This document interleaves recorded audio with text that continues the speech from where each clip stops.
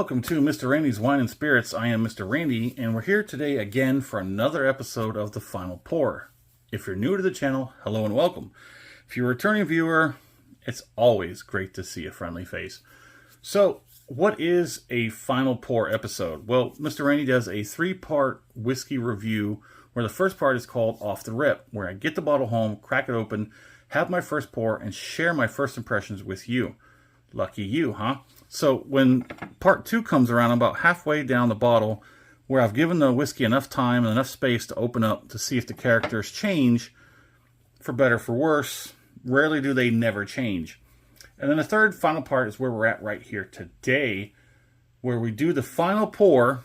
This might be a little more than that because it's taken a while for Mr. Randy to work through this bottle because of that. Mr. Randy's not a proof hound. He doesn't care for anything really over 100 proof. And this is a prime example. So this is coming out of Buffalo Trace Distilleries, but it is a Sazerac product. Now, I'm only going to go for that much on this because I think that might be one maybe another pour and a half, but the 125 proof is just not Mr. Randy's jam. This bottle has not been Mr. Randy's jam. It's been kind of a grueling exercise in determination and fortitude to get through it. The color, I don't know, to me that kind of looks a little lighter than it used to be, maybe. When the higher proofs, you usually get a little bit of darker color, but that's a little... Well, the nose is still offensive. It's still punchy with the ethanol, like, Jesus. Whew, man.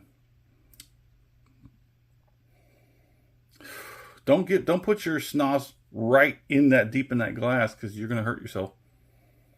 Whew. But you know what? Let's just get it on the palate. We're wasting time.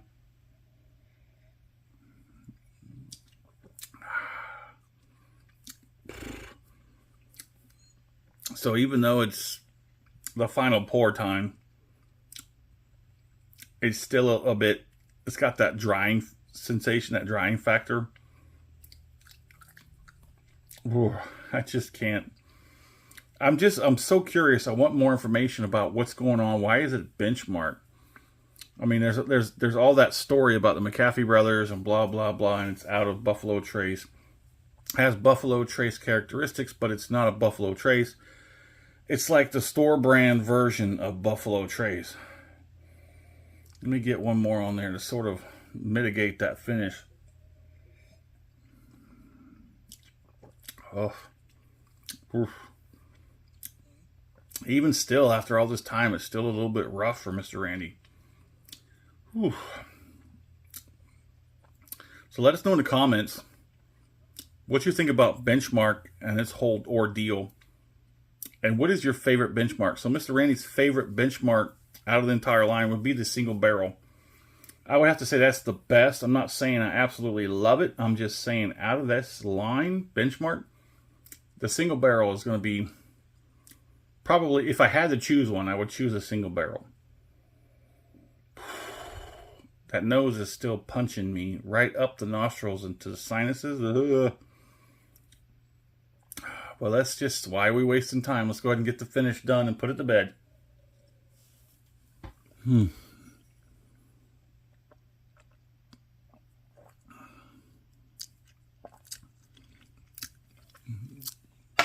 Well, it definitely hangs on to some viscosity for sure.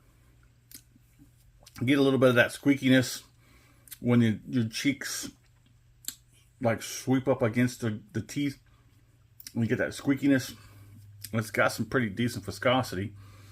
And as every other bottle in the benchmark line, the finish is the redeeming quality.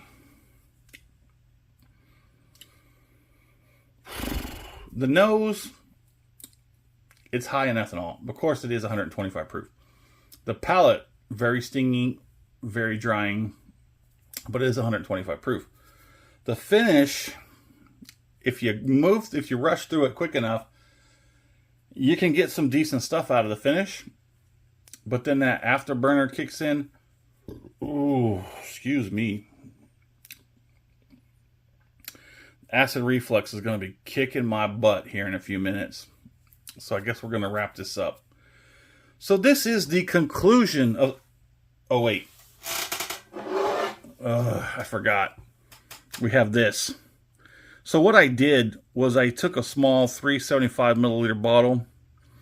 And I took about, 60 milliliters? Because there's 6 of them, right?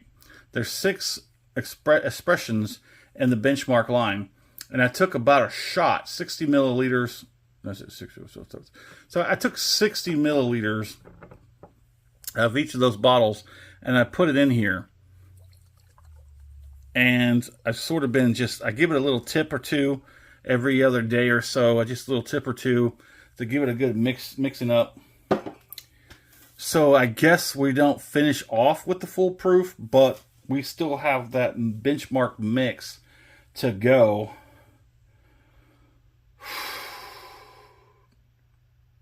Well, it's a passion, so you take the good with the bad. So there it is. What do you think about the full proof? What do you think about the benchmark line? What's your favorite out of the benchmark line? Let us know in the comments. And as always, thanks for stopping by here at Mr. Randy's Wine and Spirits. I am Mr. Randy. You have a good one.